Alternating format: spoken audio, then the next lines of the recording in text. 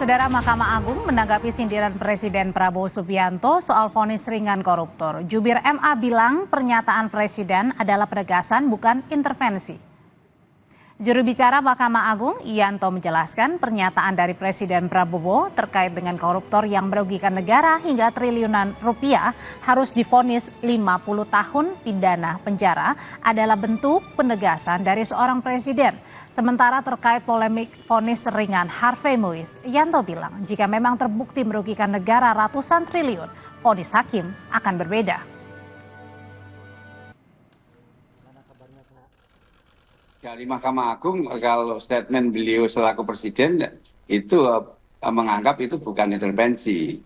Kan itu penegasan ya, lebih daripada penegasan. Kalau seperti itu, jadi kita memaknainya beliau itu statementnya adalah penegasan. Kalau sudah nyata-nyata terbukti, ya, artinya alat buktinya itu terpenuhi bahwa dia korupsi, dan korupsinya adalah ratusan triliun, beliau mengendaki hukuman yang berat sampai 50 tahun tadi. Kalau korupsinya terbukti, kemudian terbuktinya ratusan triliun, ya tentunya mungkin hakimnya akan berpendapat lain. Terutama juga hakim-hakim yang vonisnya jangan terlalu ringan lah. Jelas melanggar, jelas mengakibatkan kerugian triliunan, ya semua unsur lah. Presiden Prabowo Subianto mengkritik vonis hakim terhadap perkara korupsi yang dinilai terlalu ringan. Presiden bilang vonis yang diberikan hakim untuk kasus korupsi yang merugikan negara hingga ratusan triliun rupiah terlalu ringan. Pernyataan ini disampaikan Presiden tak lama usai hakim memberikan vonis 6,5 tahun penjara dan uang pengganti 210 miliar rupiah kepada terpidana kasus korupsi timah Harvey Muiz. Rakyat pun ngerti, rakyat di pinggir jalan ngerti. Ngerampok triliunan, kalau triliunan, ratusan triliun. Jaksa Agung naik banding nggak? Naik banding ya? Naik banding. Vonisnya ya 50 tahun begitu kira-kira itu. Mantan Menko Polhukam Mahfud MD juga mengkritisi vonis ringan untuk terpidana kasus korupsi timah Harvey Muiz. Mahfud menilai bukti kerugian keuangan negara sebesar 300 triliun rupiah yang diajukan jaksa dalam dakwaannya seharusnya bisa dihitung dan dijadikan dasar pertimbangan vonis hakim. Pada ketika orang mempersoalkan bahwa ini hanya perhitungan spekulatif atau asumsi gitu atau potensi, Febri Adriansyah waktu itu jelas mengatakan kepada publik ini bukan kerugian perekonomian tapi kerugian keuangan. Artinya uang itu konkret 300, waktu itu disebutnya 371 triliun. Iya. Tetapi sesudah masuk ke dakwaan itu menjadi 300 triliun. Tidak berubah 300 triliun itu. Nah oleh sebab itu kalau bicara angka saya kira sudah ada hitungan-hitungannya yang konkret. Mencuri dari mana, memproduksi dari mana, diekspor kemana, uangnya kemana. Saya kira sudah hitungannya konkret yang dilakukan. Kepala Pusat Penerangan Hukum Kejaksaan Agung Harli Siregar bilang jaksa kini tengah menyusun memori banding atas vonis Harvey Muiz. Harli juga membantah bukti penuntutan Harvey lemah. Soal tuntutan jaksa yang dianggap lemah, Harli menyebut bukti yang diajukan sudah sesuai dengan tuntutan, tetapi ada subjektivitas hakim dalam memutuskan perkara. Jaksa penuntut umum sedang fokus dalam rangka menyusun butir-butir atau poin-poin dalil-dalil yang terkait dengan memori banding. Kalau Anda mengikuti bagaimana pertimbangan-pertimbangan yang disampaikan oleh majelis hakim dalam persidangan itu, sesungguhnya apa yang sudah diajukan oleh penuntut umum terkait dengan pemenuhan alat bukti pasal 183, 184 itu sudah sangat linear, ya. Hanya saja kan bahwa pertimbangannya menyatakan tuntutan itu terlalu tinggi, jadi ada subjektivitas di situ, ya. Kalau dari sisi substansi nggak ada masalah. Dua terpidana kasus timah, Harvey Muiz dan Helena Lim, mendapatkan vonis ringan dari tuntutan jaksa. Suami selebritas Sandra Dewi Harvey Muiz hanya divonis 6 tahun 6 bulan penjara dengan uang pengganti 210 miliar rupiah, padahal jaksa menuntut Harvey dengan 12 tahun penjara. Sementara Helena Lim divonis 5 tahun penjara dan membayar uang pengganti sebesar 900 juta rupiah. Tim Liputan, Kompas TV. Terkait vonis hakim terhadap terpidana kasus timah Harvey Muiz yang dinilai jauh lebih ringan dari tuntutan jaksa dan menuai sejumlah kritik bahkan dari Presiden Prabowo Subianto. Kita bahas bersama juru bicara Mahkamah Agung Yanto dan dosen hukum tata negara Universitas Andalas Ferry Amsari. Selamat sore Pak Yanto, Mas Ferry. Sore Mbak. Sore Mbak Audrey, Pak Yanto. Ya sore Mas. Saya mau ke Pak Yanto dulu. Pak Yanto, jadi publik pengen tahu apa sih sebenarnya pertimbangan dari hakim memberikan vonis 6,5 tahun penjara untuk kasus Harvey Muiz ini, jauh dari tuntutan jaksa. Ya saya belum tahu Mbak, karena kan gini, kalau putusan hakim itu kan begitu diucapkan, itu yang keluar kan biasanya kan extra vonisnya dulu. Tapi kalau putusannya itu biasanya 2 minggu setelah diucapkan, karena masih ada minutasi ya.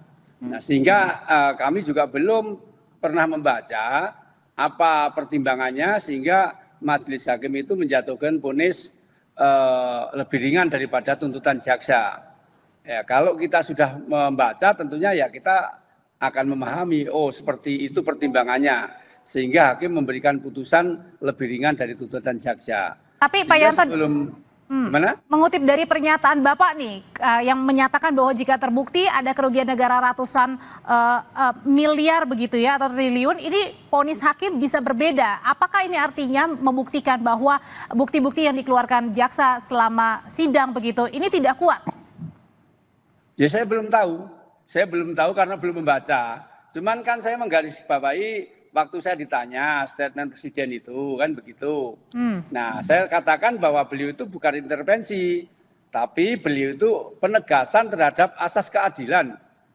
Kan gitu, penegasan terhadap asas keadilan kalau memang sudah benar-benar terjadi, terbukti, kemudian kerugiannya itu ratusan triliun, nah, mbok yo dihukum berat sampai dengan 50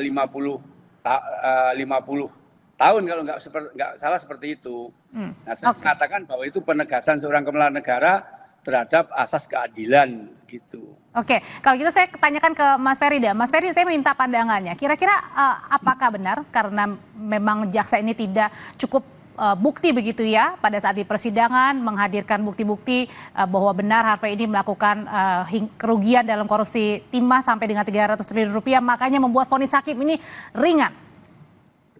Ya, yang pertama kejahatan dibuktikan dengan putusan ini bahwa ada tindak pidana korupsi dan diputus hanya besaran pidananya yang dipertanyakan dengan tindak pidana korupsi sebesar 300 triliun kok terlalu kecil. Nah, pertanyaan yang kemudian diperdebatkan apakah ini akan fokus ke delik formil atau delik materialnya. Saya sepakat karena jaksa sudah menekankan bahwa yang dirugikan itu bukan delik formilnya, bukan perekonomian negara, tetapi keuangan negara. Nah, ketika hakim sudah menyatakan bahwa ini terbukti ada kerugian keuangan negara, mestinya memang dengan kerugian sebesar itu ada sanksi yang sangat berat diberikan hakim kepada terpidana korupsi. Hanya memang kita bisa rasakan nuansa anti korupsi di lingkungan Mahkamah Agung berkurang semenjak almarhum Artijo Alkostar tidak lagi memimpin kamar ini ya. Benar Pak Yanto, semangat anti korupsinya ini berkurang? Ya, itu kan bisa kita lihat dari jumlah kasus-kasus tindak pidana korupsi, hukumannya itu mengalami pengurangan ya, bahkan semacam belas kasihan kepada koruptor. Padahal di kasus-kasus yang berkaitan dengan publik itu peradilan kejam sekali menjatuhkan sanksi-sanksi yang tindak pidananya bahkan tergolong tipiring. Gitu. Ya, saya mau nanyain benar ke Pak Yanto, benar Pak Yanto kalau tadi disebut oleh Mas Ferry bahwa ini semangat anti korupsinya ini kendur, melemah di MA sehingga terkesan kasihan dengan para koruptor justru? Saya pikir juga tidak ya, karena kebetulan di Mahkamah Agung itu kan ada ada SEMA itu perma itu tentang penjatuhan pidana korupsi ya.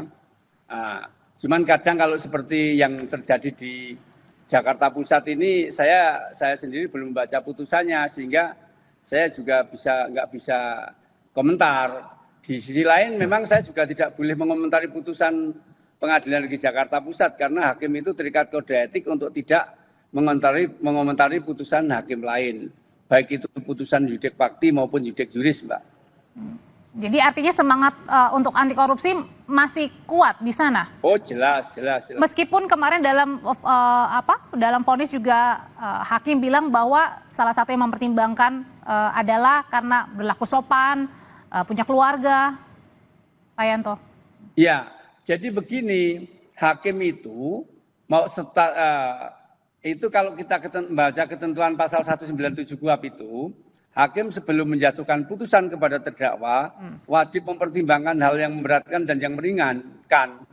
Jadi biasanya itu udah pertimbangan secara umum itu, hal yang memberatkan meringankan itu. Cuman pertimbangan secara khususnya juga sudah ada gitu. Misalnya apa, meringankan, ternyata dia sudah mengembalikan semua yang diperoleh dari hasil kejahatan, itu akan meringankan di situ sebagai pertimbangan yang meringankan. Kalau hal yang memberatkan tentunya tidak mengakui terus terang, berbelit-belit, tidak mengembalikan, itu akan menjadi pertimbangan yang memberatkan sesuai dengan ketentuan 197 KUHP. Oke, meskipun memberatkan pun ini setengah dari tuntutan jaksa ya. Oke, kalau gitu saya balik ke Mas Ferry. Kalau gitu Mas Ferry, Pak Prabowo jelas mengatakan pada saat itu bahwa yang melanggar mengakibatkan kerugian triliunan, vonisnya jangan terlalu ringan. Jaksa waktu itu tuntutannya ada 12, kemudian vonisnya 6 tahun. Sebenarnya kalau melihat dari kerugian hingga 300T ini, mungkinkah divonis atau kemudian vonisnya ini menjadi 50 tahun begitu? Ya, tentu kalau dilihat delik yang ada di Undang-Undang Tipikor ya, itu kan batasnya 20 tahun atau seumur hidup. Nah, dengan berbagai faktor atau elemen-elemen yang membuat sanksinya berat. Nah, kita ingat sebenarnya 50 tahun itu kan lebih kepada tekanan ya oleh Presiden bahwa mestinya sanksinya sanksi berat. Nah, soal kemampuan Presiden memahami konteks hukum pidana tentu agak berbeda ya. Yang mestinya juga Presiden paham bahwa mestinya diberikan sanksi berat, dan kira-kira perintah Presiden kepada jaksa kan sudah tegas, harus banding dan pastikan ini akan memberikan sanksi yang menjerakan. Dan kalau kita lihat ya, upaya itu menunjukkan ada komitmen yang ingin dilakukan. Hanya saja komitmen kan tidak sekedar omon-omon ya, perlu langkah-langkah serius. Tapi mungkin nggak nantinya menjadi seumur hidup untuk maksimalnya ketika nanti mengajukan banding? Mungkin nggak Mas Ferry? Ya, kalau faktor-faktor yang disebutkan di dalam Undang-Undang Tipikor kan salah satunya kalau korupsi itu dilakukan ketika ekonomi negara bermasalah, sedang bencana alam dan segala macam. Nah, apakah itu perlu dibuktikan ketika korupsi dilakukan karena ditemukannya faktor-faktor itu? Ya mungkin saja terjadi ya. Hanya saja titik tekan saya tidak begitu kalau dilihat dari putusan-putusan Mahkamah Agung terdahulu yang dijatuhkan oleh Pak Artijo Alkostar ya, itu kan rata-rata bisa sampai 18 tahun.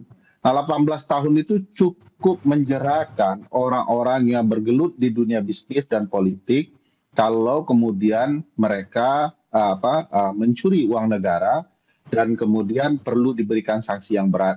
Nah, sepanjang dia diberikan pidana maksimum, bagi saya publik bisa memahami bahwa peradilan sudah bekerja sebaik-baiknya untuk menjerakan agar tidak lagi ada uang negara yang dicuri. Nah, cakrawala itu yang tidak terlihat dalam putusan hakim ya. Misalnya hal-hal yang meringankan itu bagi saya tidak masuk akal. Kalau sekedar berperilaku sopan, semua orang di peradilan itu rata-rata berperilaku sopan. Oke, tidak masuk argumentasinya akal, ya? Sangat bias dan kabur untuk membuatnya jauh sekali jadi ringan begitu ya. Oke. Ya.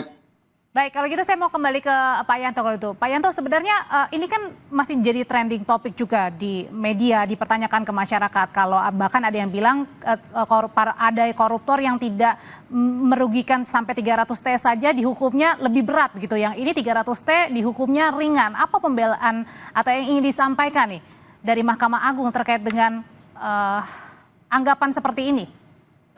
Saya belum bisa memberi ya Mbak, karena kalau kita lihat di terdakwa itu kan dibebani mengembalikan kerugian negara kan, kalau tidak salah ya saya, kalau mohon diingatkan kalau salah, 200 miliar kalau nggak salah. Tapi makanya saya belum bisa komentar karena saya belum membaca putusannya. Oke. Jadi saya tidak ngerti, belum membaca putusannya, bagaimana saya bisa memberikan komentar ya. Ya, Kalau itu salah satu penyakit aja dibanding, karena perkara ini kan banding, Mbak. Perkara ini banding, artinya belum inkrah. Nanti kita beri kesempatan kepada hakim tinggi, ya. Oke, baik. Terima kasih, Pak Yanto. Saya boleh mengomentari sedikit, Singkat Mbak aja, Bri. Ini Mas Ferry. salah satu penyakit terbesar Mahkamah Agung. Putusan sudah dibacakan, tapi putusannya tidak pernah ada. Konsep ketikan putusan itu adalah konsep sesat menyesatkan, sehingga peradilan selalu sesat dalam berbagai hal, termasuk dalam upaya menghukum para koruptor ini. Baik, terima kasih Mas Ferry. Pak Yanto, terima kasih untuk pandangannya. Telah berbagi pandangan di Kompas Petang. Selamat sore. Saudara, tetaplah bersama kami. Propam Polda Sulbar menyatakan telah memproses sejumlah anggotanya yang terlibat pengeroyokan mahasiswa di Mamuju, Sulawesi Barat karena tak terima ditegur saat berkunjung ke asrama mahasiswa.